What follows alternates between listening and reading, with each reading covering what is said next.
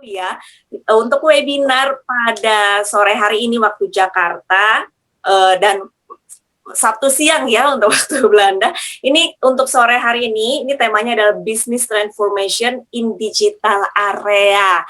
Seperti diketahui kalau dunia saat ini sudah mulai masuk 4.0, otomatis nih semua pihak dipaksa untuk segera mendigitalisasi. Nah, sebelumnya ini sebenarnya temanya amat sangat menarik, tapi di tahun 2020 kemarin dunia juga sedang dilanda wabah yaitu COVID-19 dan otomatis semua masyarakat ini harus stuck ada di rumah dan ini sepertinya juga menyulitkan dari semua pihak, pemerintah ataupun skala pengusaha besar ataupun pengusaha kecil ini bagaimana mereka memutar otak untuk menjalankan bisnis di tengah pandemi. Nah, untuk sore hari ini dengan pertama-tama juga saya merasa berbangga telah dipilih oleh Asosiasi Intelek dan Profesional Indonesia Belanda untuk memandu acara pada sore hari ini. Dan tadi juga sudah mungkin teman-teman sudah melihat ya profil keempat panelis yang amat sangat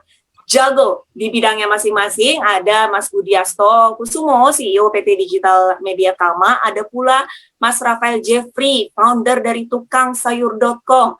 Ada pula Mbak Maya Arvini, CEO dan CMO dari Clue. Lalu juga ada Mas Fredrik Situmeang, dosen marketing Universitas Amsterdam. Berbicara mengenai business transformation in digital era, ini juga harus kita ingatkan kembali bahwa semua pihak ini harus dituntut untuk melek teknologi. Tapi sebelum kita mendengarkan paparan dari keempat panelis, ini juga ada sambutan dari pihak Asosiasi Intelek dan Profesional Indonesia atau INP, Kak Rosa. Selamat sore waktu Indonesia dan selamat siang waktu Belanda, Kak Rosa. Hai Lista, thank you, terima kasih. Selamat pagi bagi rekan-rekan yang berada di Belanda dan Eropa sekitarnya. Selamat sore dan selamat malam bagi rekan-rekan yang berada di tanah air. Terima kasih sudah meluangkan waktunya untuk bergabung bersama kami di acara kali ini. Memang benar, ini bukan webinar seperti pada umumnya mungkin ya, ini lebih kepada talk show. Jadi kita relax, enjoy di Sabtu sore waktu Indonesia. Mengacu kepada topik yang kali ini kita sajikan, ini sedikit ada sambungan dari topik acara sebelumnya, solusi digital bagi musisi atau musikan di masa pandemi. Namun kali ini kita tidak bicara mengenai efeknya terhadap masa pandemi saja, tapi memang kita sudah masuk kepada digital era, digitalisasi. Seringkali kita mendengar digitalisasi, digital ini, digital itu. Sebetulnya ini apa sih? Lalu kita sering mendengar istilah-istilah kayak AI, artificial intelligence, machine learning, juga smart screen. Banyak sekali istilah-istilah yang mungkin bagi kaum awam ini apa sih gitu. Kalau yang orang yang mengerti teknologi, background-nya teknik mungkin paham. Nah, kesempatan kali ini kami ingin mengupasnya sebagai sebuah rangkaian, apa istilah-istilah tersebut, lalu apa yang dilakukan atau bagaimana teknologi-teknologi tersebut digunakan dalam skala besar pada korporasi, lalu pada SME, small medium enterprise, ataupun startup yang skala kecil pun, dan juga terhadap aplikasinya terhadap tata kelola pemerintahan. Saya pribadi sangat bersyukur sekali dan kali ini narasumber bukanlah orang-orang yang tidak yang asing buat saya gitu. Teman saya Bapak Budiasto ini saya sudah kenal 30 tahun sejak masih zaman sekolah. Lalu Ibu Maya juga sudah kenal dari sejak zaman kuliah, dan Pak Fredrik memang bagian dari kita, dan Pak Rafael. Yang unik dengan Pak Rafael ini adalah ketika kita koordinasi, saya harus Holland spreken. Dan ini menarik, karena Pak Rafael memang mempunyai background dari sekolah di Belanda. Ini menarik, karena kita organisatornya kan dari Belanda. Gitu kan. Ya. Nah, terima kasih. Semoga rekan-rekan sekalian bisa menikmati dan mengambil value, informasi yang diberikan mengenai tantangan, solusi bagi digitalisasi bisnis transformasi di Indonesia. Terima kasih. Silakan Lista. Baik, terima kasih Kak Ocha. Nah, tadi juga sudah ditegaskan bahwa ini merupakan lanjutan dari webinar atau talk show sebelumnya, masih membahas tentang digital. Sebelum kita memulai mendengarkan paparan dari panelis pertama, nah ini kembali diingatkan bahwa tadi juga sudah ditekankan semua pihak sudah harus mulai digitalisasi nih. Salah satunya adalah ada aplikasi yang menurut saya ini amat sangat luar biasa ya idenya ya. Ini tukangsayur.com. Nah, ini seperti apa awal idenya, terus konsepnya, terus untuk digitalisasi bisnisnya seperti apa. Ini langsung saja Mas Rafael Jeffrey untuk menjelaskan. Seperti apa sih tukangsayur.com ini? Silakan. Halo, terima kasih Alista. Tukangsayur.co nggak pakai M. Jadi baik. Kasih. Tukang sayur itu secara awal kita dirikan 2015, tapi benar-benar kasarnya kalau istilah orang Indonesia mengudara tuh 2016, karena di 2015 Q3 Q4 kita gagal total lah, gatot. Idenya sebenarnya mulai dari satu pertanyaan yang sangat simple, yang saya bersama 3 founder yang lain, kita co-founders berempat, pertanyaan itu muncul di setiap lingkungan keluarga kita semua. Ada pertanyaan itu biasanya pertanyaan domino. Dari pembantu, nanti malam mau makan apa? Dari istri, nanti malam mau makan apa? Terus itu pertanyaannya ke isi keluarga yang lain. Yang nanya itu cuma 2 orang, pembantu dan istri. Jawabannya 90% itu terserah. Habis itu muncullah headache, muncullah sakit kepala yang amat sangat. Karena apa yang ada di lemari es, apa yang ada tersedia itu nggak selalu berkenan. Makanya muncul teman-teman kami yang instan, dalam arti GoFood, ada GrabFood, dan lain sebagainya. Nah, kita sih sebenarnya mulainya mendigitalisasi tukang sayur keliling. Yang di Indonesia mungkin sudah hafal yang memang suka keliling. Itu gagal total. Masalahnya apa? Mindset-nya tidak bisa dirubah. Tidak mau digitalisasi, ribet SOP kita, karena kita ada SOP tertentu ya. Kita padahal udah nanya, Pak, biasanya bawa dagangan tuh nilainya berapa sih? 1 gerobak 500.000. Setiap hari lakunya berapa? Ya paling enggak 200.000, kadang-kadang lebih gitu. Oke, berarti kan dia 50%. Nah, yang kedua pain point-nya kita adalah emak-emak. Target market kita 99% emak-emak. Mendigitalisasi emak-emak tuh ternyata gampang-gampang susah. Emak-emak jagonya Twitter, Facebook, Instagram, selfie, dan lain sebagainya. Tapi suruh pakai aplikasi, komplainnya tuh bertubi-tubi, snowball effect. Ini susah, segala macam. Mungkin kalau ada yang familiar, kita change UI UX itu almost every quarter. Kita menggarner feedback ya dari ibu-ibu. Tiap ibu-ibu tuh beda kepengen usernya, ada yang pakai jempol, ada yang pakai jari. Aduh, saya susah mencetnya. Ya Bu, jangan pakai kuku palsu, ya nggak bakal kepencet. Contohnya seperti itu. Nah, alhamdulillah digitalisasi ini cukup berhasil. Kita sebenarnya basically sih kayak pasar tradisional, ada produk UMKM, dan baru tahun ini 2021 kita mulai ke petani sedikit, petani khusus. Jadi kita mengambil dari pasar tradisional, UMKM, dan petani khusus, tapi harganya di bawah harga pasar biasanya. Jadi kalau misalnya ada yang mau coba lihat, browsing tukangsayur.co, murah banget atau murah bingit? Murah bingit kalau dilihat gitu loh.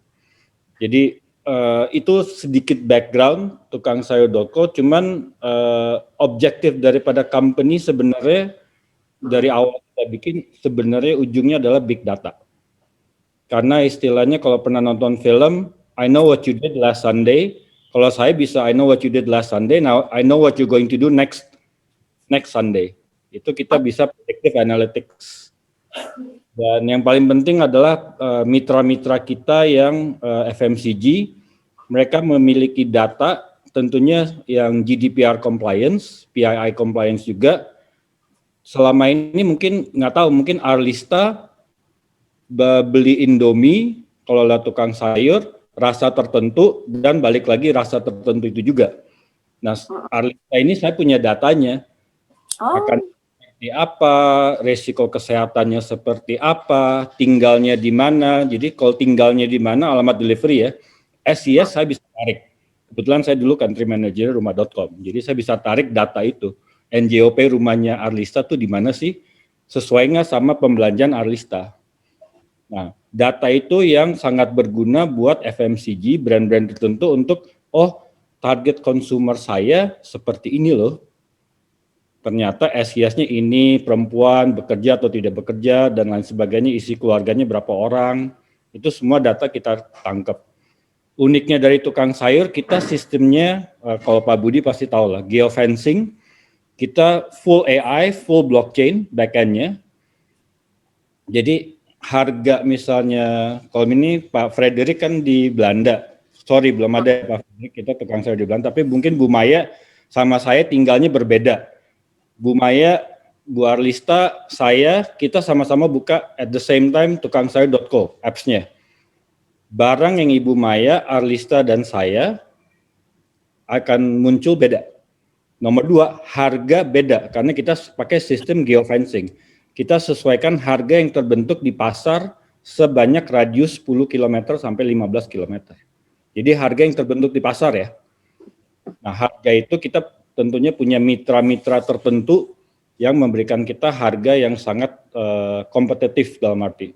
Karena selama ini bisnisnya mereka, supplier-supplier kita atau mitra-mitra, kita bilangnya mitra, itu 80% bisnisnya wholesale, di mana 80% bisnis wholesale adalah kredit. Berarti ada cost of funds ya. Nah, 20% adalah retail. Nah, kita mengambil harga wholesale tapi lebih murah karena ekosistem kita cash.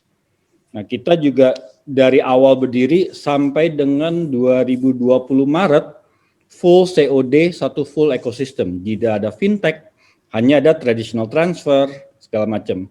Tapi ekosistemnya cash. Karena dulu untungnya nggak ada teman-teman bank ya di sini ya. Saya dulu ngetok-ngetokin pintu bank, nggak ada yang mau kerjasama, ngetok-ngetokin pintu fintech, nggak ada yang mau kerjasama. Tapi setelah Maret gantian, istilahnya, wah karma exist ya, gantian mereka yang ketok pintu saya. Saya perlu connect dong Pak, saya perlu transaksi dong Pak, tolong gitu. Ya udah kita connect. Jadi payment sekarang sudah ada Bank BJB, OVO, Dana, GoPay, OCBC, HSBC. Jadi bank-bank itu akhirnya membuka diri untuk koneksi ke kita. Tapi ya uniknya adalah consumer habits ya. Mungkin di Indonesia kita blessing in the skies mulai dari bulan Mei, kita tadinya hanya coverage kita Jawa Bali. Kebetulan ada pihak pemerintah memanggil beberapa startup khususnya e-groceries, teman-teman yang lain juga, bisa nggak siapa yang sanggup buka di luar daerah cepat. Teman-teman unfortunately nunjuk ke saya. Terus saya juga agak, nggak bisa, kecuali ada sedikit bantuan untuk perizinan ya, contohnya. Akhirnya kita alhamdulillah Sumatera, Kalimantan, Sulawesi, Ambon, Papua kita buka serentak sampai dengan Oktober akhir 2020. Jadi cakupan kita sudah hampir seluruh pulau Indonesia, NTT belum, tapi di Sumatera ada sekitar 6 kota, di Kalimantan 4 kota, di Sulawesi 3 kota, Ambon Kota Madya dan Kabupaten, Jayapura Kota Madya dan Kabupaten. Jadi ya blessing in the skies lah. Wah, menarik sih, Mas. Udah awalnya hanya Jawa, Bali, lalu udah mulai ke seluruh pelosok ya, ke seluruh pulau ya. Tapi tadi juga sudah disampaikan bahwa untuk kebiasaan habit dari ibu-ibu sendiri ini kan kayaknya nggak afdol nih. Kalau misalkan tidak ke pasar menyentuh entah itu bawang, sayur, terus mereka kan ibu-ibu kan lebih picky ya. Nah ini gimana meyakinkan mereka nih untuk beralih ke tukangsayur.co? Nah itu kita biasanya LFT, itu kita kategorikan di bisnis kita LFT. LFT itu look, feel, and touch. Ibu-ibu tuh sangat yakin dengan insting ya. Emosional, kita main di emotional psychology ya. Saya lihat barang, saya pegang-pegang barang dan saya sentuh barang. Mangganya manis apa enggak? Mbak Arlista tahu nggak mangga yang manis sama enggak dari pegang sama cium? Yakin nggak itu bakal manis pas sampai rumah? Enggak kan? Iya. Ini. Cabe, ikan, ayam, daging, semua kita ada. Nah, ujung-ujungnya kita, kenapa kita juga istilahnya tidak dalam arti burning money ya? Kita traditional go to market style adalah dengan yang ibu-ibu pasti monitor, itu adalah WA group PUMG. Persatuan Orang Tua Murid dan Guru.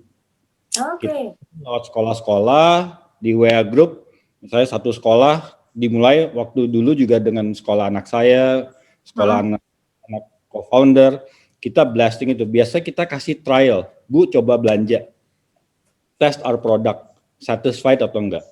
Biasanya kalau sudah nyoba, sudah lihat, sudah barangnya nyampe, oke. Nah, unfortunately, tukangsayur.co didirikan oleh 4 laki-laki yang so tahu, termasuk saya. Kenapa so tahu, Mas? Saya nggak tahu. Tiba-tiba seiring dengan waktu, ibu-ibu, Pak, saya ayamnya kok nggak ada ayam pejantan? Oh, oke, ada ya. Kita taunya ayam negeri sama ayam kampung. Oh, ternyata ada ayam pejantan. Terus, Pak, kok nggak dibedain ayam utuh sama ayam ekor? Waduh, apalagi tuh? Yang satu ada pala sama brutunya, sama ceker, yang satu nggak ada. Oke, kita belajar dari ibu-ibu. Jadi our best business development dari segi produk dan portfolio adalah ibu-ibu. Ayam bisa dipotong nggak? 2, 4, 6, 8, 12. Itu semua dari ibu-ibu. Nah, kebetulan juga mitra-mitra kita cukup kooperatif. Mereka juga membantu kita tahu gitu. Ini cowok-cowok yang nggak ngerti istilahnya pasar ya, dalam arti pasar tradisional.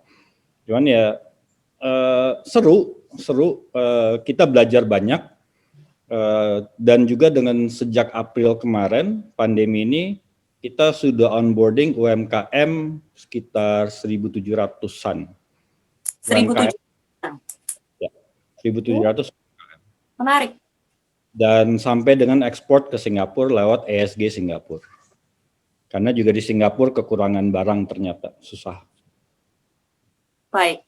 Kalau misalkan untuk mitranya sendiri, sejauh ini sudah berapa banyak, Mas Rafael? Untuk di Jawa ada sekitar 1.800-an. Karena itu kita sistemnya geofencing ya. Mitra itu handle sekitar beberapa daerah dan ada mitra daging, telur, ayam, sayur, dan lain sebagainya, organik, itu beda-beda. Plus kita ada namanya submitra, itu levelnya toko kelontong, kalau kita bilang. Itu juga ada sekitar 3.000-an. Oke. Lalu pernah nggak sih, Mas, demanding dari ibu-ibu ini melebihi kapasitas dari jumlah mitranya sendiri? Maksudnya demand-nya pada saat awal pandemi ya? Kanan, ya, untuk pembeliannya. Nah, ini gimana mengatasinya? Nah, pada saat itu biasanya satu agen kita bilangnya ada agen, kita pakai plasma agent system ya untuk mengambil produk dan mendelivery produk. Contoh ya, itu agen yang biasanya order per hari 25, mereka kan perlu modal 25 kali 100.000 misalnya average order ya.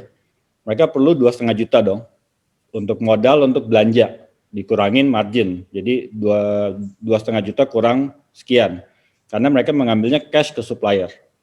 Nah, habis itu mereka kemas, ada SOP hygiene segala macam, sebelum COVID juga udah ada, baru packaging deliver ke customer. Nah, tiba-tiba dari 25, kita ambil contoh Jakarta Selatan, kebetulan saya tinggalnya di Pondok Labu. Mitra saya di Pondok Labu dari 25 order per hari, membludak menjadi 132 order per hari. Dia nggak punya modal. Untuk pembeli segitu. Jadi akhirnya tukang sayur juga mensupport. Karena kebetulan kita juga tidak bakar uang, cuman kita bisa menyalurkan istilahnya agent lending lah kalau kita bilang untuk muterin duitnya lah. Jadi itu sih demand tiba-tiba membludak. Oke, terus tadi juga sempat disampaikan kalau untuk tahun 2021 ini sudah mulai menyentuh UMKM dan petani. Nah, setahu saya ya Mas ya, kalau misalkan petani itu lebih cenderung kebanyakan itu orang tua yang rata-rata mungkin sebagian besar nggak punya gadget, sedangkan untuk jadi mitra dari tukang sayur.co ini kan otomatis harus punya gadget. Nah ini gimana sosialisasinya, merangkul mereka, mengajari mereka untuk aplikasi tukang sayur.co ini sendiri. Nah ini turun tangannya seperti apa, Mas? Turun tangannya, unfortunately kita harus beli, kita juga seiring dengan waktu tahu data yang ada di analytics ya, di Google ataupun Android ataupun iPhone itu banyak ternyata handphone yang tidak dideteksi oleh Google contohnya. Kenapa tidak dideteksi? Karena handphonenya mereknya Aldo. Aldo setahu saya merek sepatu. Cuman ternyata ada di pasaran harganya 300.000, Androidnya Lollipop. Agak aneh. Berarti itu istilahnya rakitan di Indonesia. Nah, kita akhirnya mensupport mereka dan mengajarkan mereka. Yang mereka perlu lakukan kita adalah upload jumlah stok dan harga buat besok. Jadi sistem kita tuh istilahnya kalau Arlista order buat besok, cut off time-nya jam 7 malam. Jam 7 malam sistem kita running, disseminate ke mitra supplier dan agen untuk delivery. Jadi mereka tahu quantity dan segala macamnya. Habis itu jam 11, kurang lebih setengah 11 sampai jam 11.50, itu semua mitra supplier upload harga buat besok per daerah mereka masing-masing buat besok. Jadi sangat ribet kalau kita lihat backend-nya, Pak Budi pasti tahu lah. Backend-nya tuh ribetnya, istilahnya ya keriting, uban dan segala macam tuh keluar semua lah udah. Tapi ya learn by doing. Mereka kalau yang istilahnya supplier yang mungkin tingkat teknologinya masih belum, biasanya kita ajarin SMS aja atau WhatsApp aja. Kalau yang supplier udah di pasar, ada juga yang kita ajarin sampai ponakannya, anaknya, tolong dong Excel spreadsheet. Oke, menarik. Oh iya, terus juga ini saya ingin mengingatkan kepada para peserta kalau misalkan ada pertanyaan bisa langsung diketik ya di Q&A. Selanjutnya dari Mas Rafael kita beralih ke Mas Budiasto Kusumo, CEO PT Digital Media Stama. Mas Budi. Ya, halo. Iya, ini bagaimana nih untuk langkah-langkah dari business transformation in digital era di tengah pandemi dan untuk kedepannya nanti? Silakan Mas. Oke, saya mungkin cerita sedikit mengenai Digital Media Tama Maxima ya, mungkin kita singkat DMMX gitu ya, sesuai kode saham kami. Jadi company ini sebenarnya didirikan dari ide sederhana ya, bagaimana membantu teman-teman di retailer untuk masuk ke era digital ya. Karena era digital itu gampang disebutkan, tapi tidak terlalu mudah untuk diimplementasikan gitu ya. Terutama di Indonesia kita tahu bersama ya. Kita ada tantangan dari sisi geografis negara kepulauan, kedua infrastruktur selalu ketinggalan, gitu ya, selalu ketinggalan. Jadi kita berfokus pada trade marketing platform khususnya untuk retail, bahasa kerennya seperti itu, gitu ya. Tapi implementasi seperti apa? Kalau di retail kebetulan kami ini fokus di dua segmennya modern trade dan general trade. Nah di modern trade sendiri kalau teman-teman lihat, kalau ke Indonesia ada minimarket banyak banget ya, ada Alfamart, Indomart, terus ada quick service restoran seperti KFC ya, dan Hoka-Hoka Bento dan lain-lainnya gitu ya. Itu di belakang kasirnya kan ada layar ya. Nah itu mostly layar itu dikelola oleh kami, gitu, melalui platform yang kami bangun gitu ya. Jadi kita bangun dulu infrastruktur dasarnya dalam bentuk channel layar ke konsumen. Itu level pertamanya. Level keduanya mulai kita ke data capture dari orang-orang yang melihat layar tersebut untuk kita bisa olah lebih lanjut lagi, gitu ya. Nah, jadi DMM sendiri punya 4 kanal utama. Yang pertama itu kita sebut dengan managed service, gitu ya, managed service. Managed service kita biasanya pasang layar, gitu ya, pasang layar di belakang di retailer, gitu ya, dan layar-layar tersebut terkoneksi dengan platform yang kita buat. Kenapa ini menjadi sangat penting? Biasanya kalau di industri retail, moment of truth konsumen ke outlet itu kan sedikit ya. Karena orang kan rata-rata di Indonesia itu impulsif, gitu ya. Datang, belanja, bayar, pulang. Jadi tempat yang paling golden momentnya itu kan di belakang kasir ya. Di belakang kasir itu bisa dipastikan konsumen yang bertransaksi akan memiliki kesempatan untuk dikomunikasikan sekali lagi untuk mendapatkan impulsive buying gitu ya. Nah, itu yang kita kelola karena kebetulan teman founder-founder dari DMM ini rata-rata praktisi dari retail gitu ya. Dari retail yang kita bergabung kok nggak ada sih company yang membantu kami di sebagai enabler untuk mengaplikasikan hal yang sebenarnya terlihat sederhana gitu ya. Gitu ya. Nah, untuk itu kita buat yang namanya managed service untuk pengelolaan konten melalui signage di retail. Awalnya seperti itu. Nah, bergerak seiring berjalannya waktu juga semangat 45 untuk digitalisasi tinggi, tapi setelah mau diimplementasikan, hasilnya kok banyak sekali ya. Kalau selevel misalnya minimarket dengan puluhan ribu store misalnya, mereka kalau mau mengaplikasikan digitalisasi di outlet mereka, berapa besar capex yang mereka harus siapkan? Ya, kalau satu layar saja per toko itu ada 10.000 layar. 10.000 layar capex yang tersedia, apa nggak lebih baik dipakai untuk membuka toko? Itu baru bicara capex ya, baru bicara capex. Kedua, butuh back end dan backbone yang seperti tadi Pak Rafael menjelaskan. Itu tidak sesimpel yang disebutkan. Kalau mengelola satu layar di ruang kantor mungkin sangat simpel. Tapi kalau udah bicara 10.000 10.000 layar itu jauh dari simpel, gitu ya. Perlu infrastruktur yang sangat kuat. Ya, infrastruktur yang cukup complicated untuk mengelola hal-hal tersebut, ya. Nah, makanya kita mulai membangun services dengan infrastructure as a service. Jadi kita membuat seconvenient mungkin retail untuk mengimplementasikan digitalisasi di outlet mereka. Mereka sesimpel tunjuk saja tokonya, sisanya DMMX yang melakukan. Kita yang sediakan layarnya, kita yang pasang, kita sediakan platformnya, kita sediakan connectivity-nya, ada troubleshooting, ada problem, tunjuk aja DMMX, kita akan ganti kurang dari 1 kali 24 jam dengan same price di 30 kota di seluruh Indonesia, gitu ya. Jadi ini memudahkan percepatan bagi teman-teman retail untuk mengimplementasikan channel infrastruktur dasar di outlet mereka sebelum masuk ke next step, gitu ya. Nah, berikutnya juga kita membangun yang namanya advertising exchange hub, gitu ya. Apa itu? Jadi kalau buat teman-teman supaya tahu sedikit mengenai retail, terutama di groceries retail di Indonesia, itu kalau di modern trade sudah sangat umum mereka mendapatkan keuntungan tidak hanya dari komersial, tapi juga mereka dapatkan dari trading term yang mereka sepakati dengan para vendor, gitu ya. Nah, ini yang semangat ini yang mereka butuh channel-channel yang bisa memperluas mereka mendapatkan revenue dari tersebut, gitu, dari kanal tersebut, gitu ya. As simple as brand, misalnya brand A mau berjualan di let's say minimarket, Indomaret deh kita sebutkan, gitu ya. Indomaret atau Alfamart, gitu ya. Pasti kan akan diminta ya support untuk marketingnya seperti apa, support untuk trade marketingnya seperti apa. Nah, dari celah tersebut dibutuhkan channel-channel yang lebih tepat sasaran dan mengikuti zaman, gitu ya. Salah satunya adalah layar, gitu ya.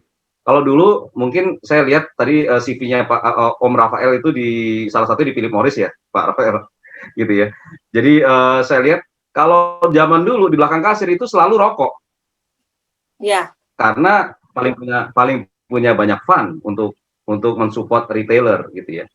Tapi sekarang dengan adanya 5.000 sampai 10.000 SKU di satu minimarket, artinya moment of truth di belakang kasir itu kan diperebutkan banyak brand sebenarnya.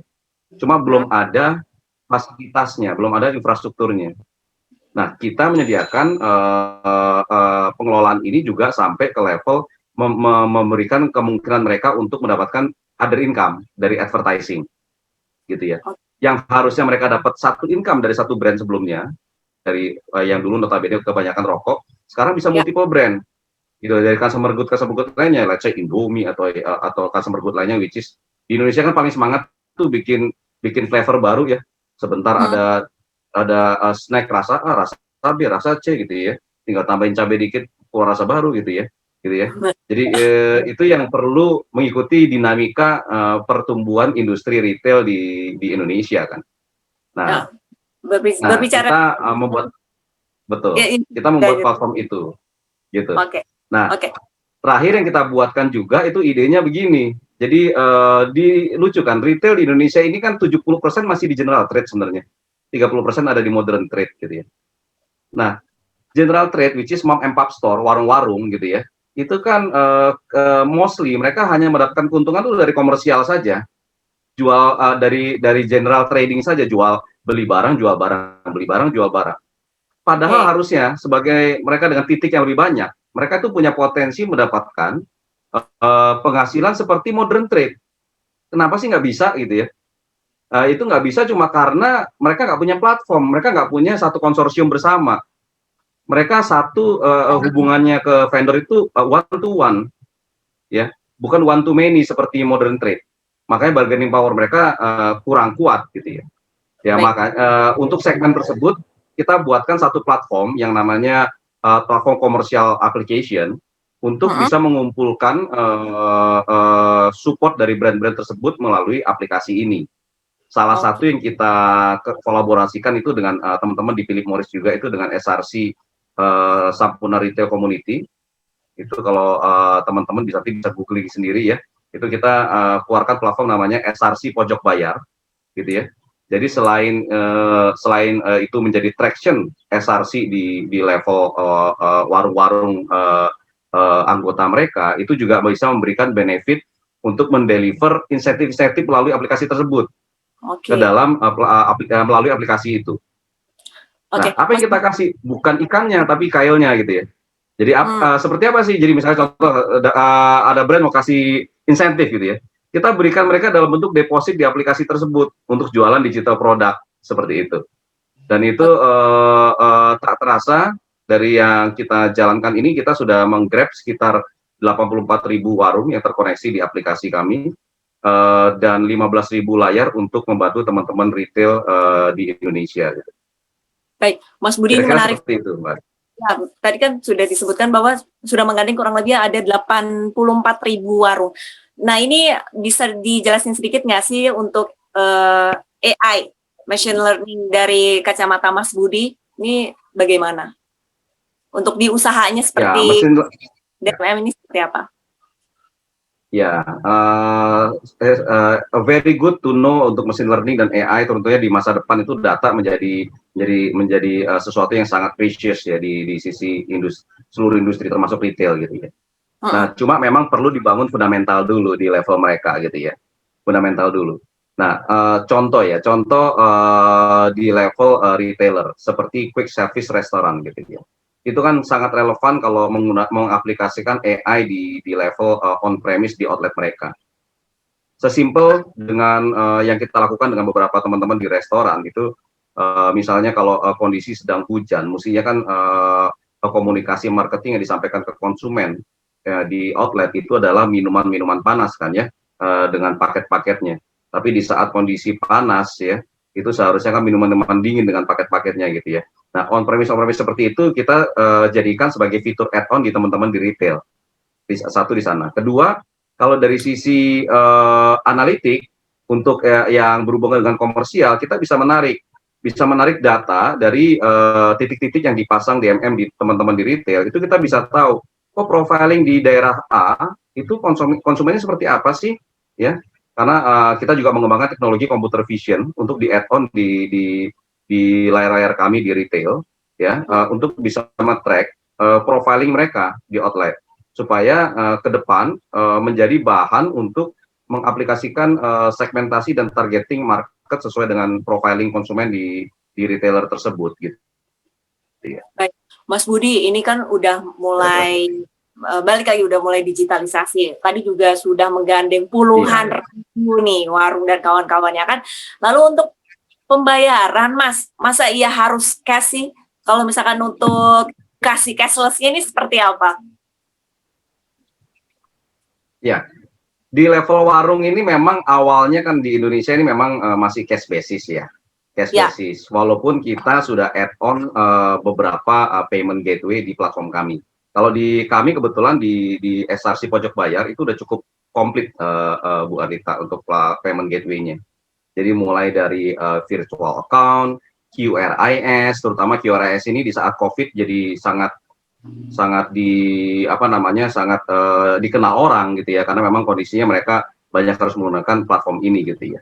Oke. QRIS sampai ke level untuk transaksi untuk pengisian card based e-money gitu ya. Susah nggak sih Mas untuk awal-awal mengedukasi, mensosialisasi untuk cashless ke semua jaringan, ke semua warung-warung seperti itu? Saya rasa kalau susah tergantung pendukung di industri ya, pendukung di industri. Kalau saat ini, kalau saya lihat ini momen yang tepat untuk masuk ya di level, terutama di level retail di GT dan MP ya, di General Trade dan Modern Trade. Kenapa? Karena ekosistemnya sudah banyak yang tumbuh, seperti teman-teman kita di Gojek, di Grab gitu ya. Terus public transportation mereka dipaksa cashless gitu ya. Kalau sekarang kita tahu bersama kan kayak contoh di Jakarta aja deh, Transjakarta kan sekarang nggak terima cash ya, gitu. Jadi memang dipaksa semua pakai single card untuk penggunaan itu ya. Saya rasa dengan situasi saat ini susahnya udah didiskon 70% gitu ya. Jadi akan lebih mudah tinggal ditambahkan enabler-nya aja Bu. Gitu.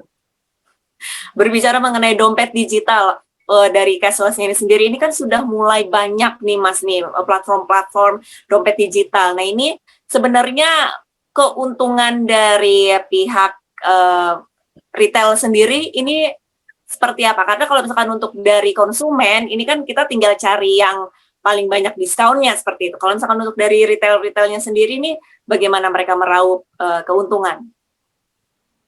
Kalau retail itu sebagai penampung semua diskon tersebut sih Mbak. Jadi malah lebih senang semua makin bikin diskon dan mereka bisa datang ke outlet mereka kan, satu itu ya. Kedua, landscape-nya sekarang juga berubah. Kalau dulu sebelum ada QRIS, itu yang semua platform berlomba-lomba sebanyak mungkin menggrab konsumen, karena engagement-nya akan very loyal. Ya, kalau kita sudah menggunakan GoPay misalnya, ya kan, promo-promo GoPay tersebut cuma bisa digunakan di GoPay, itu very loyal.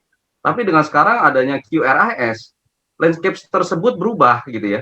Jadi siapapun yang punya deposit di e-money platform di Indonesia itu bisa digunakan di semua brand kan, gitu ya. Jadi yang diuntungkan justru teman-teman di retail dan konsumen langsung gitu ya. Oke, kalau misalkan menurut Mas Budi sendiri, inovasi ke depannya nih untuk meningkatkan bisnis di era digitalisasi ini seharusnya seperti apa? Inovasinya kira-kira? Betul. Ya, saya pikir harus selalu waspada dengan pergerakan consumer behavior yang sangat cepat ya. Di Indonesia ini tren itu bergerak sangat cepat. Indonesia ini udah seperti social media country gitu ya. Mereka konsumennya itu bergerak cepat, tapi saya lihat memang masih ada challenge itu di teman-teman industri retail ini lebih ke infrastruktur dan kesiapan mereka untuk mengikuti pertumbuhan dari behavior konsumen tersebut gitu ya. Jadi memang perlu banyak enabler pendukung untuk membantu teman-teman di retail bisa lebih cepat dalam menghadapi era digital ini gitu. Oke, siap. Terima kasih banyak Mas Budi atas paparannya tadi, sudah dari UMKM, retailnya juga udah, untuk perkembangan ataupun digitalisasi ini dituntut juga semua pihak dan salah satunya adalah pemerintah. Nah, sebelum kita mendengar paparan dari Bu Maya tentang Clue, ini kita saksikan terlebih dahulu video dari Clue. Silakan.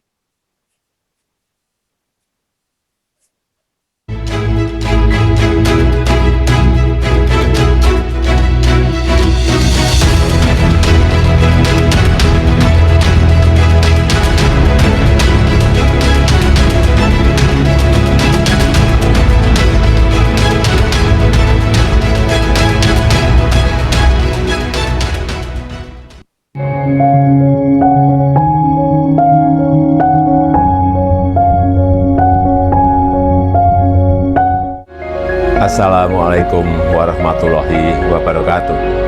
Selamat atas deklarasi Smart Citizen, gerakan anak muda untuk berpartisipasi dalam mendukung Smart City dan mewujudkan pemerintahan yang responsif. Saya berharap gerakan yang diinisiasi oleh Clue ini menciptakan Smart City dan mempercepat terwujudnya Indonesia Smart Nation. Wassalamualaikum warahmatullahi wabarakatuh.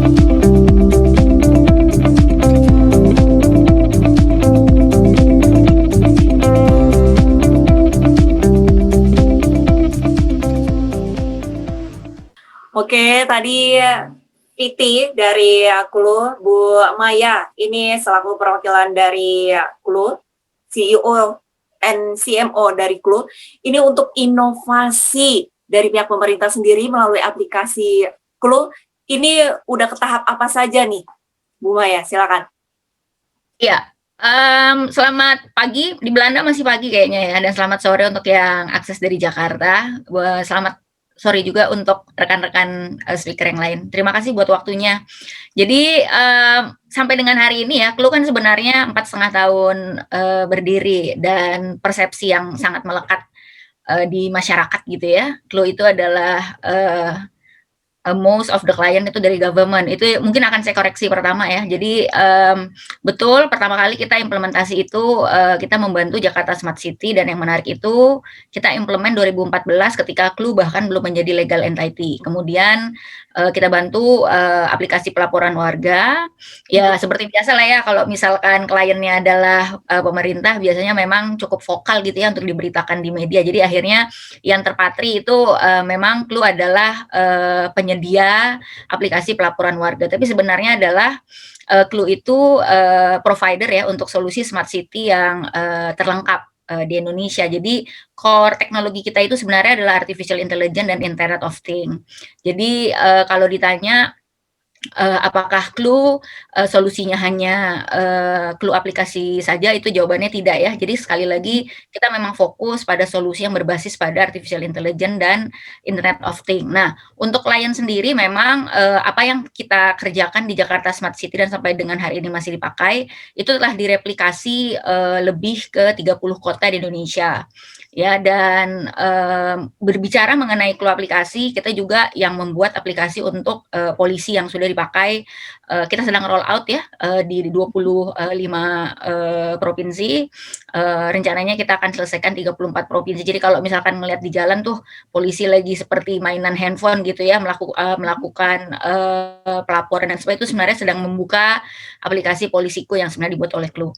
Nah, yang kedua adalah memang kalau solusi kita ini sifatnya kembali lagi core teknologinya adalah artificial intelligence dan Internet of Things ya. Nah, yang menarik memang kalau kita lihat di video tadi, ya sejak Maret 2020 ketika di hari pertama pengumuman PSBB, kita juga akhirnya memutuskan untuk working from home sampai dengan hari ini, sampai dengan batas waktu yang belum ditentukan.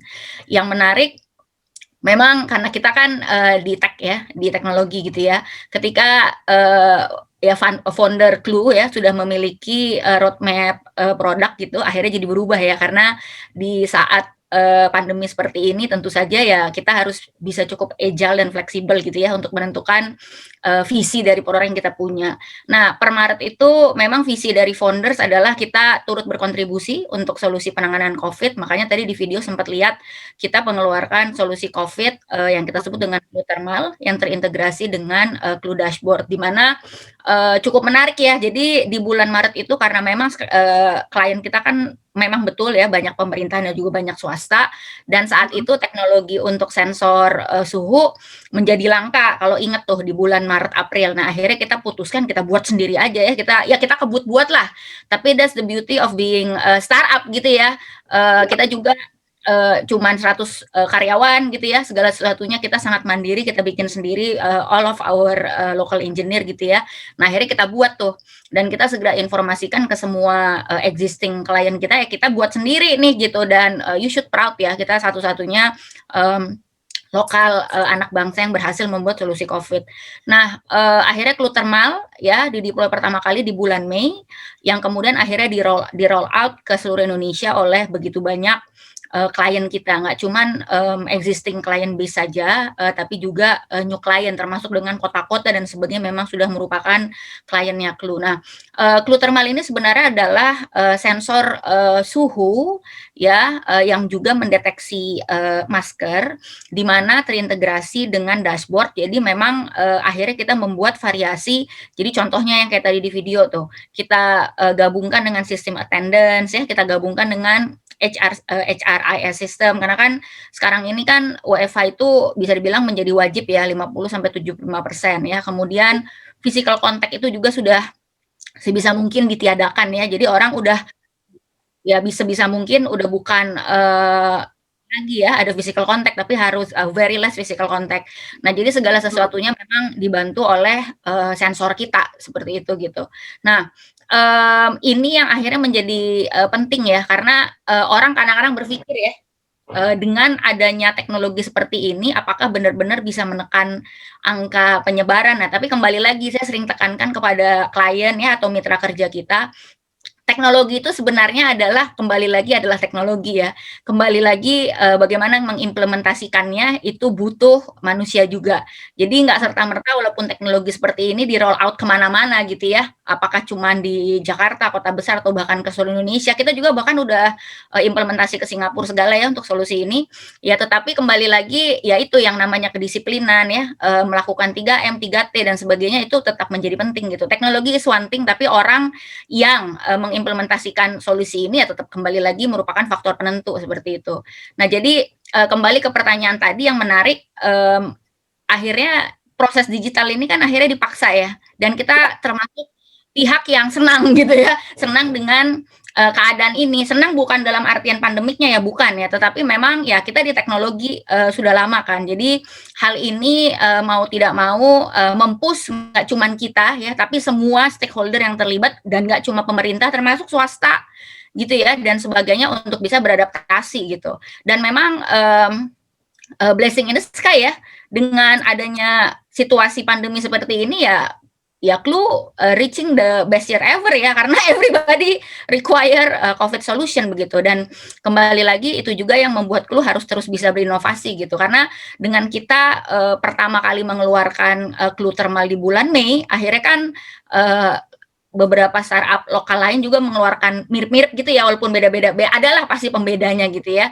Nah, sekarang pertanyaannya adalah apa unique selling proposition kita. Nah, itu yang kedua, kita juga harus bisa berinovasi loh, karena produk Cina seperti biasa ya, mereka membuat produk Me Too produk itu bisa sangat cepat dan sangat murah ya, pabrikan dan sebagainya ya. Nah, jadi itu yang merupakan PR gitu, dan itu bisa dibilang keunggulan kita gitu. Jadi memang kita melihat ini sesuatu yang positif. Kalau saya cara berpikirnya selalu positif ya, walaupun di situasi sulit seperti ini. Tapi kembali lagi, dalam situasi sulit seperti ini selalu ada hal-hal yang bisa kita jadikan pembelajaran begitu, dan ini merupakan tahun terbaik lu juga gitu. Seperti itu Mbak Arlista. Oke, Bu Maya tadi saya sempat salah, saya minta maaf. Bu Maya sebagai CCO dan COO. Oh iya. Sorry. Terus untuk pertanyaan dari pribadi aku tadi kan sudah disebutkan kalau misalkan dari produk-produk Cina ini mulai membombardir kan dengan harganya yang jauh lebih murah. Nah, dari Clue sendiri ini antisipasinya seperti apa? Apakah keakuratannya tersendiri bisa di atas dari produk-produk Cina atau seperti apa nih? Ya, jadi susahnya kalau kita udah mulai jualannya lebih ke device ya, karena device itu saya tetap melihat itu jualannya harus bisa masif ya, kalau bisa main di kuantiti banyak tapi marginnya kecil.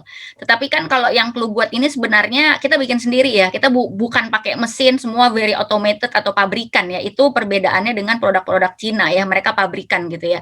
Nah, kekuatannya ya, kita tuh harus mengerti cara berpikir klien juga. Kalau klien kan maunya begitu, kalau bisa murah dan bagus. Ya saya suka bilang nggak ada murah dan bagus, it didn't go along ya gitu ya. Jadi kalau dari kita kita nggak akan bilang kita termurah ya, tetapi yang kita jual adalah value gitu. What is the value that you are looking for? Kalau masalah akurasi, tentu saja kalau saya bahkan berani admit, kita udah sering sekali menyampaikan akurasi kita dari sisi face recognition ya. Kalau ditanya ini AI-nya sebelah mana Mbak Maya, kita jadi sangat kuat di face recognition-nya ya, apalagi misalkan terintegrasi dengan absensi gitu.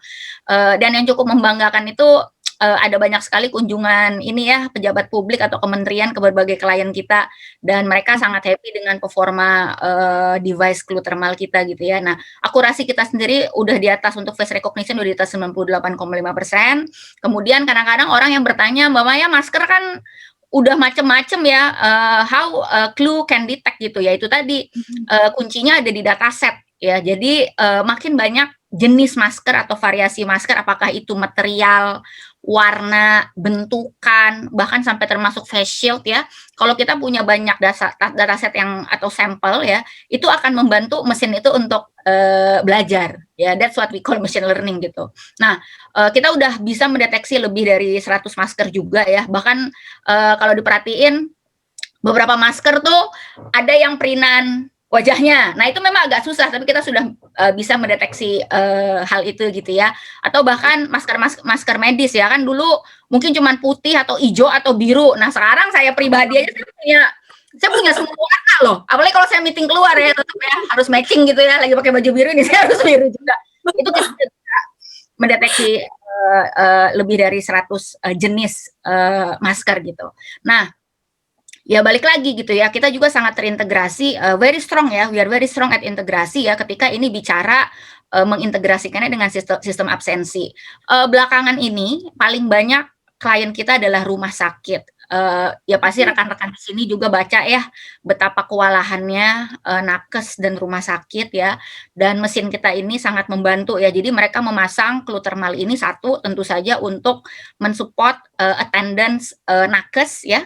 Jadi terjadi proses otomasi tuh. Jadi ketika misalkan saya nakes, saya kerja di suatu rumah sakit, udah pakai punya Clue, dia tinggal cek wajahnya setiap pagi, dia absen ya, check in, check out dan sebagainya gitu ya. Nah, sebaliknya mereka juga pasang alat yang sama untuk pasien.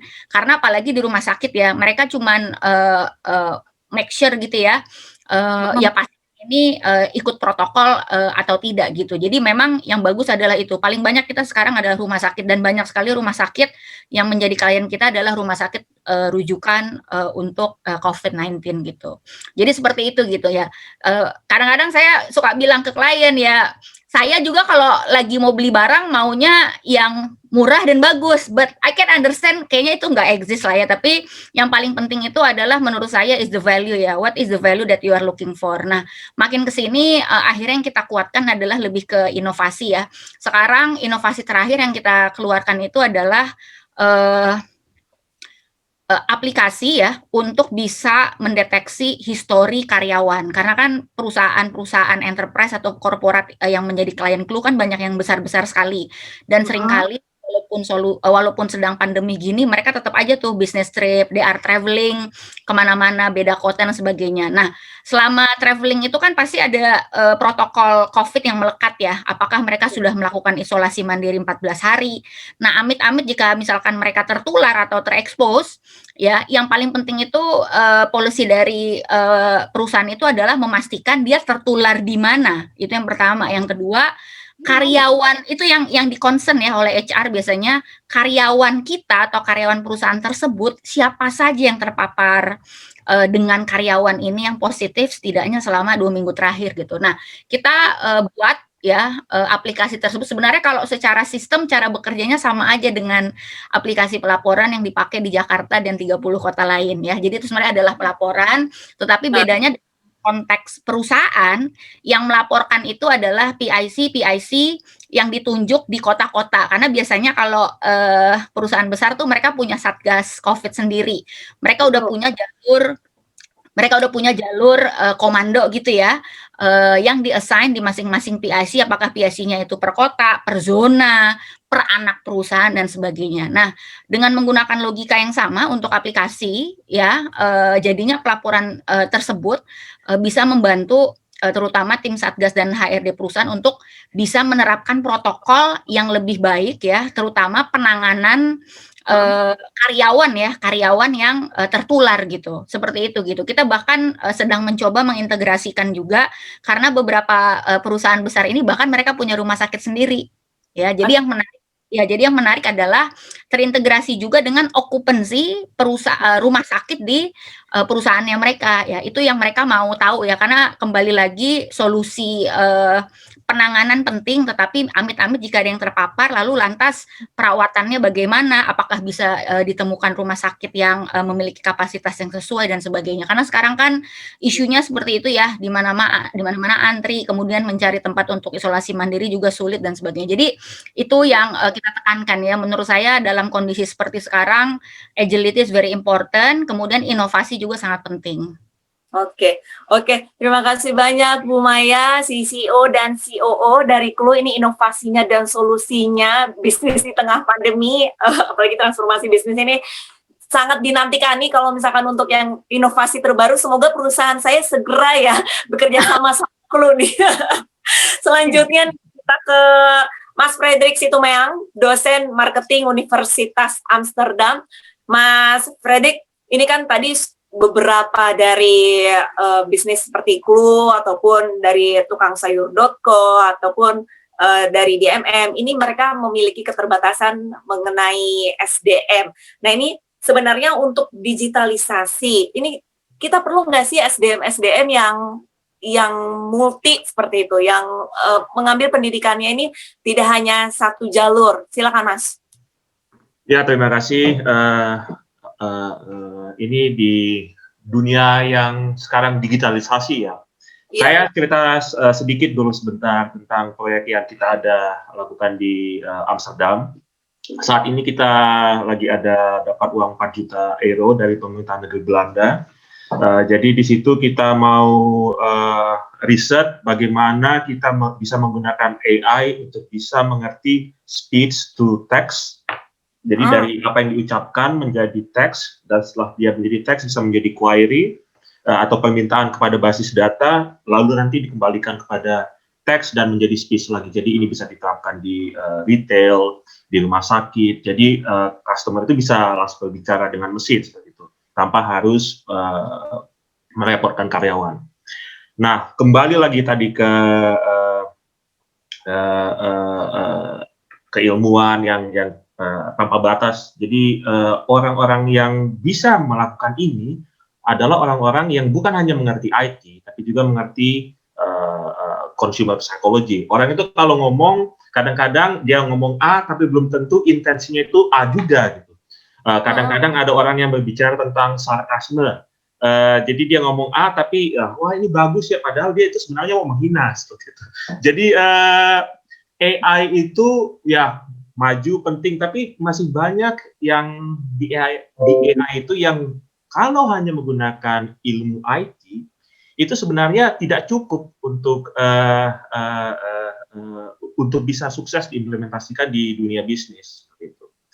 Jadinya solusinya seperti apa? Pemerintah negeri Belanda melakukan sayembara, jadi semua universitas di negeri Belanda bisa apply, dan mereka membuat call for research, jadi kita bisa buat proposal, dan ini dengan teman-teman dari fakultas teknik, dari fakultas bisnis, kita bekerja sama untuk melakukan untuk meriset suatu mesin AI yang bisa dapat mengerti perkataan orang-orang di toko di berbagai setting seperti itu. Jadi tidak hanya satu bidang lagi saja jadi pendidikan itu tidak hanya bisa satu bidang, tapi harus kerjasama lebih dari satu bidang, bisnis dan IT, seperti itu, Mbak Agnes. Oke, kalau misalkan dari pemerintah Belanda sendiri, berarti sudah melakukan adanya kerjasama dengan bidang lain seperti itu ya? Ya.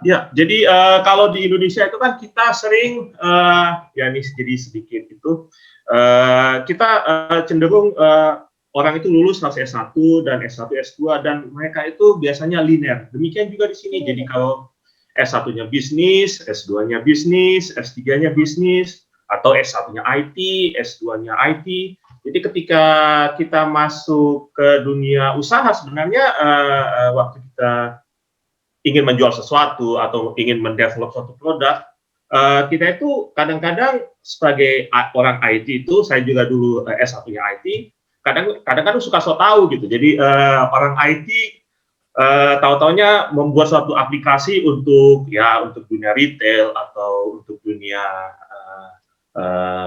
kesehatan, tapi kita nggak tahu sebenarnya dunia kesehatan itu seperti apa, dunia retail itu seperti apa. Jadi ada mismatch kadang-kadang.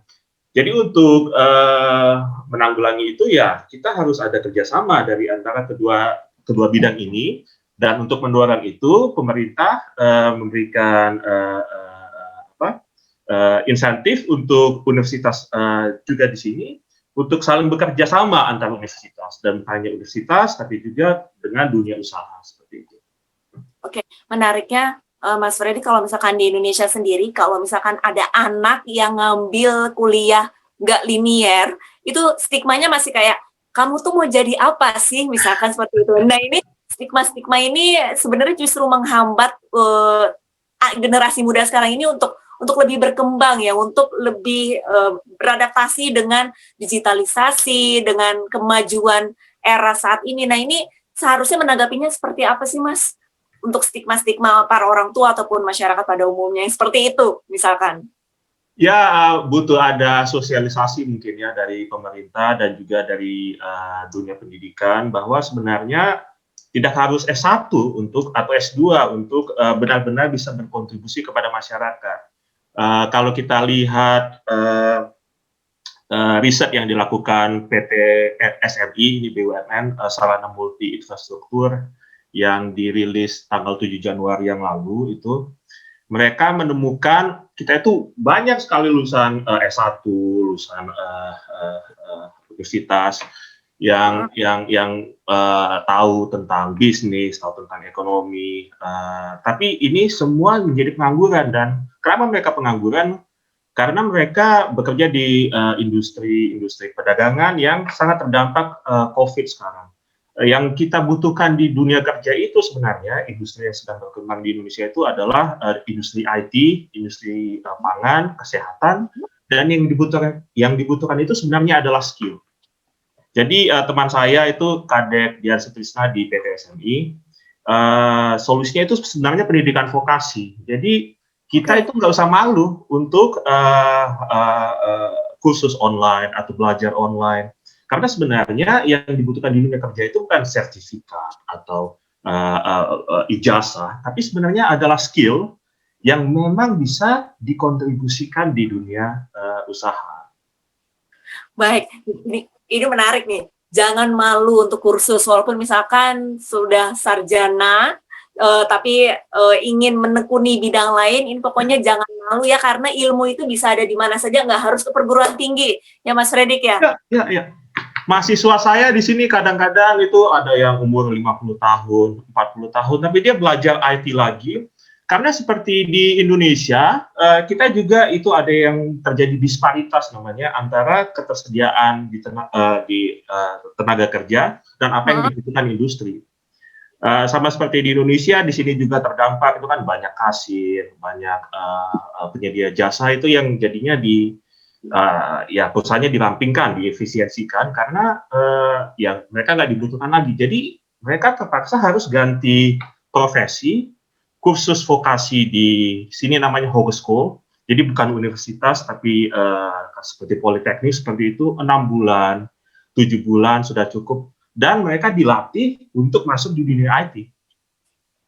Oke, berarti untuk ketimpangan tenaga kerja di dunia digital ataupun bisnis digital ini sebenarnya bisa ditanggulangi dengan adanya masyarakat yang jangan malu untuk belajar.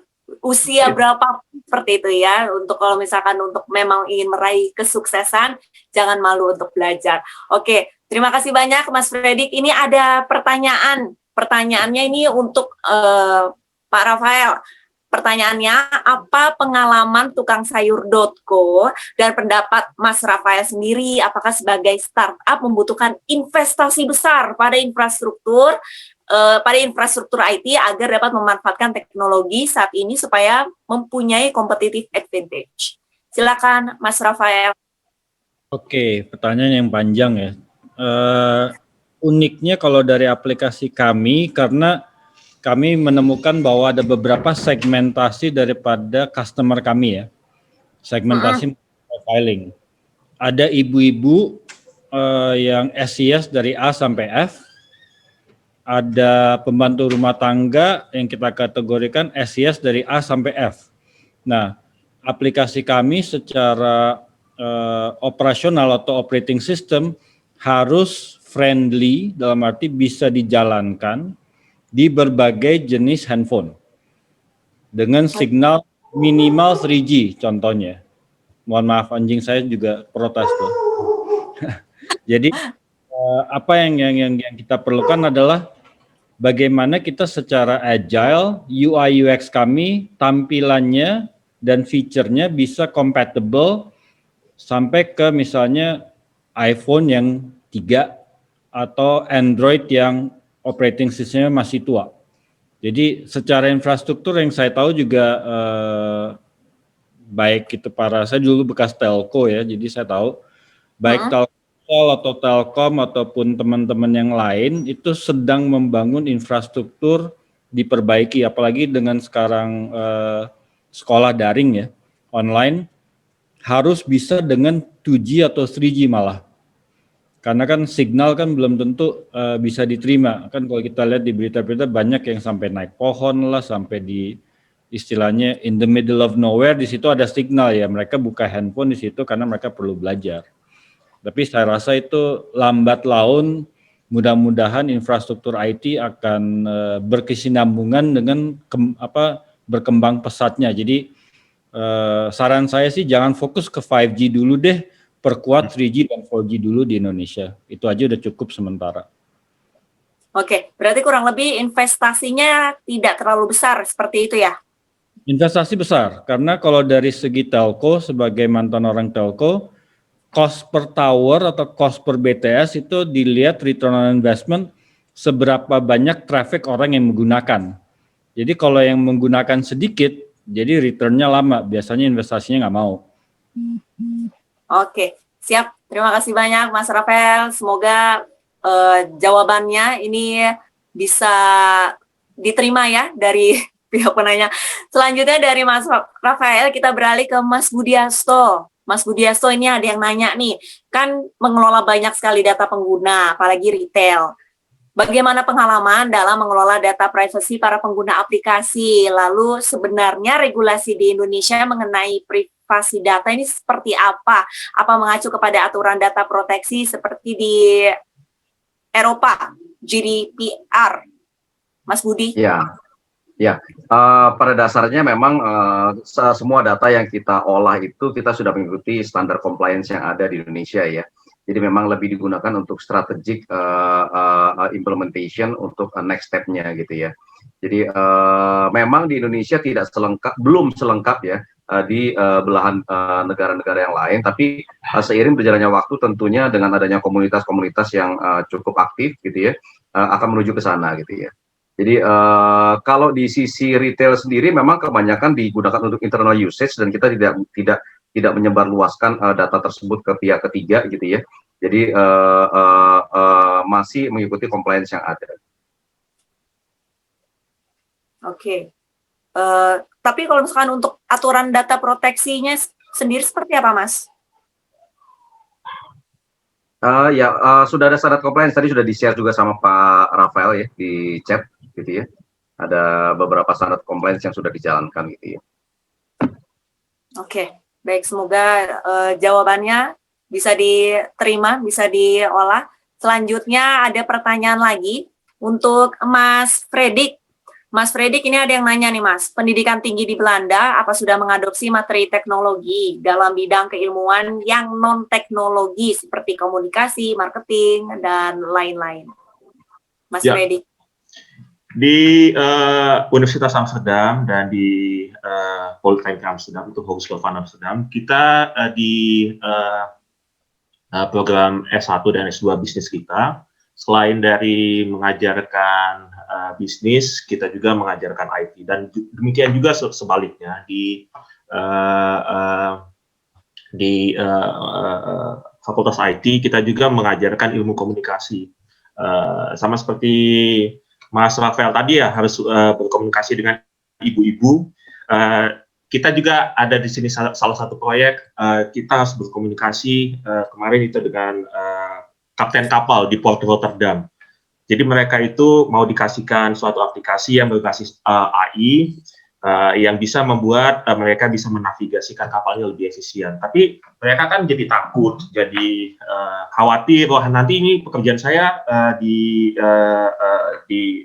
kapal ini bisa tergantikan dong dengan AI ini. Nah, untuk bisa meyakinkan orang-orang seperti ini kan kita butuh komunikasi, pendekatan. Tidak cukup hanya untuk mengetahui keilmuan IT. Jadi ilmu komunikasi, ilmu negosiasi ini juga kita ajarkan sekarang. Kita embed di dalam kurikulum seperti itu. Berarti sudah diajarkan ya, Mas Fredik. Oke, terima kasih Mas Fredik. Selanjutnya kepada panelis tercantik kita, Bu Maya. Bu Maya, ini ada pertanyaan. Clue kan seperti diketahui ini sebagian besar diaplikasikan di kota-kota besar. Nah ini Clue ada rencana nggak sih untuk menjangkau daerah-daerah pelosok untuk menerapkan teknologi yang Clue miliki?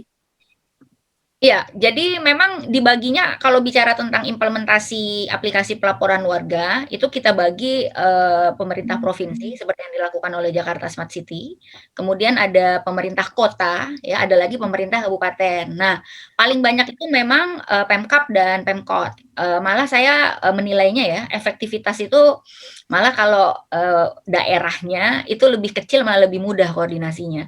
Karena yang paling penting itu kan begini ya, implementasi aplikasi atau sistem itu kan is one thing.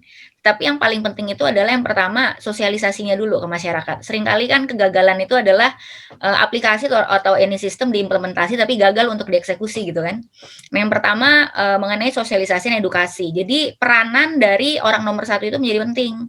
Ya beliau gitu ya, siapapun pemimpin kotanya, apakah dia di level gubernur, wali kota atau bahkan bupati, ya harus bisa menjadi change agent gitu ya, dan harus siap dengan transparansi karena model aplikasi pelaporan ini kan bicara mengenai masalah sosial. Nah, kalau kayak sekarang seperti yang kita lakukan di Jakarta dan di beberapa kota lain, pelaporan tentang COVID.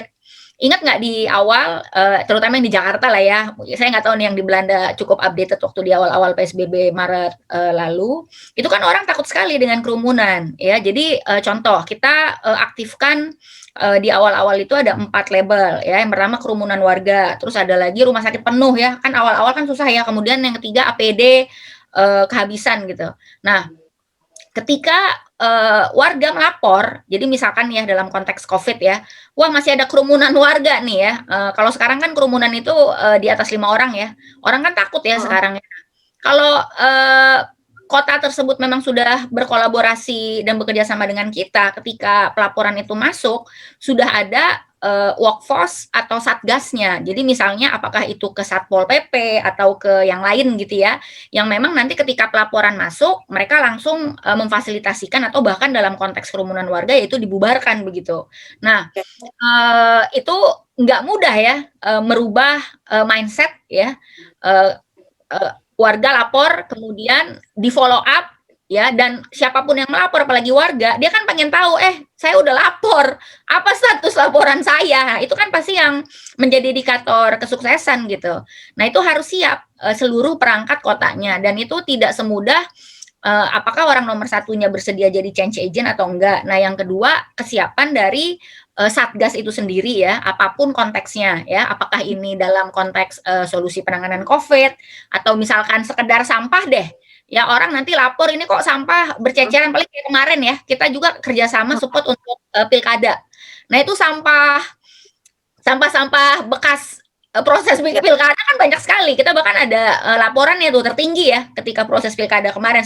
Biasanya sih setiap pilkada ya pasti sampahnya menggunung gitu. Nah, ketika dia lapor dibersihin nggak gitu ya. Nah, yang ketiga tentu saja kalau konteksnya kota-kota kecil ya, walaupun kita success rate-nya lebih tinggi ya kalau di kota yang kecil itu ya, jadi misalnya dipimpin oleh bupati atau wali kota ya, itu infrastrukturnya memadai nggak gitu ya.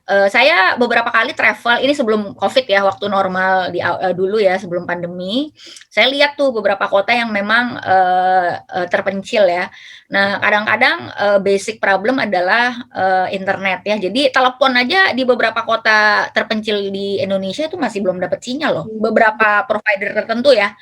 Jadi itu merupakan PR juga sih yang harus diperbaiki gitu. Walaupun dari sisi aplikasi kita sudah bisa bekerja secara offline ya, tetapi kan sama lah ya. Yang basicnya kami juga berharap pemerintah dan juga pihak swasta ya yang memang terlibat untuk bisa mengimprove. Nah, yang saya lihat kan di situasi pandemi seperti ini kan akhirnya infrastruktur juga saya rasa cukup berkembang ya, karena orang mau nggak mau kan segala-galanya sekarang virtual gitu ya, diminta untuk virtual dan sebagainya. Jadi kami harapkan memang ini bisa lebih membaik lagi. Jadi jawabannya adalah iya, dan sudah banyak dilakukan ya. Jadi kita sudah diimplement misalnya ya di Luwu Utara, pernah dengar nggak? Ada kota Luwu Utara gitu ya. Kemudian ya, di Kabupaten Gorontalo ya, nggak cuma di kotanya loh, di Kabupaten Gorontalonya. Yang menarik kemarin adalah yang paling pertama implementasi AI untuk pariwisata itu di Belitung ya, Smart Island ya, mereka cukup terdepan juga tuh ya untuk face recognition dan juga solusi COVID-nya gitu. Jadi sebenarnya udah banyak sekali gitu. Nah, kita berharap ya kota ada 512 ya, clue implementasi baru sepersekiannya, kita berharap yang lain juga arahnya menuju smart city sehingga ya Indonesia akhirnya bisa menjadi smart nation gitu. Oke, amin. Thank you, Bu Maya. Oke, ini tidak terasa ini kurang lebih sudah 1 jam 20 menit nih kita berbincang-bincang. Sayang sekali ini dengan keempat panelis, ini kayaknya waktunya kurang ya untuk 1 jam ya, 1 jam lebih. Langsung saja kita ke closing statement dari masing-masing panelis. Untuk pertama, Mas Rafael terlebih dahulu, boleh sedikit saja Mas untuk closing statement-nya tentang tema hari ini, Business Transformation in Digital Era. Silakan, Mas Rafael. Oke, closing statement, simple quotes mungkin. Apa tuh? Digital is not for everyone, tapi digital has to be for everyone. Digital for everyone. Oke. Menarik. Selanjutnya Mas Budi, closing statement-nya. Ya. Untuk tema hari. Untuk dari saya lebih ke dari sisi retail ya. Di Indonesia itu potensi digitalisasi masih sangat besar, terutama di segmen retail gitu ya, baik itu modern trade maupun general trade. Tapi memang harus sedikit hati-hati kita dari sisi momentum dan infrastruktur. Jadi di situ yang PR kedua challenge terbesar untuk bisa mengimplementasikan digital. Kadang-kala banyak yang terlalu cepat justru gagal, tapi yang bisa melihat momentum yang tepat itu justru dimulai dari hal-hal yang sederhana yang bisa memberikan impact yang lebih besar. Gitu. Oke, thank you banyak. Terima kasih banyak, thank you banyak. Thank you Mas Budi. Selanjutnya, Bu Maya, silakan closing statement-nya. Iya, di situasi sulit pandemi seperti sekarang, kita berharap adanya agility, flexibility, dan juga kekuatan mental dari berbagai pihak yang terlibat. Clue sebagai provider teknologi siap berkolaborasi dengan siapapun. Kita berharap pihak-pihak lain, apakah itu pemerintah, pelaku bisnis, UMKM, ataupun pengusaha korporat besar gitu ya, bisa melakukan seluruh hal yang lebih baik ya, di-improve dan bisa menyesuaikan dengan kondisi new normal gitu. Cara berpikir positif itu yang selalu kita tekankan kepada siapapun dan selalu yakin bahwa segala sesuatunya pasti selalu ada learning point dan berakibat yang baik juga, dan itu yang telah Clue dapatkan di selama setahun terakhir ini. Jadi kembali lagi berpikir positif, karena saya yakin ini juga hanya sementara aja dan kita harus fokus ya untuk bisa melalui situasi yang sulit ini. Itu aja. Baik, tetap harus positive thinking. Terakhir, Mas Fredrik, silakan, Bapak dosen. Silakan closing statement-nya, Pak. Ya, ya dari saya kepada teman-teman adik-adik juga, digitalisasi itu memang mungkin kadang-kadang sulit, tapi kalau kita tidak malu untuk belajar dan terus belajar dan juga mendengarkan juga kadang-kadang klien kita, saya proses digitalisasi itu akan lebih baik dan memberikan manfaat. Itu dari saya. Baik, terima kasih banyak dari keempat panelis tadi sudah memberikan closing statement masing-masing. Sebenarnya aku garis bawahi bahwa digital is for everyone, masih banyak peluang bisnis untuk digitalisasi ke depannya nanti. Tetap harus positive thinking, dan bagi generasi muda jangan malu untuk belajar dimanapun dan dengan usia berapapun. Sayang sekali waktu yang memisahkan kita semua, tapi untuk pembahasan digitalisasi ini sebenarnya masih akan sangat jauh dan panjang ya untuk kedepannya, nanti mungkin masih akan pembahasannya mengenai digitalisasi juga, tapi untuk tema hari ini kita sudah terlebih dahulu. Mohon maaf bagi rekan-rekan yang mungkin sudah bertanya tapi tidak sempat dibacakan oleh saya dan tidak sempat dijawab oleh keempat panelis.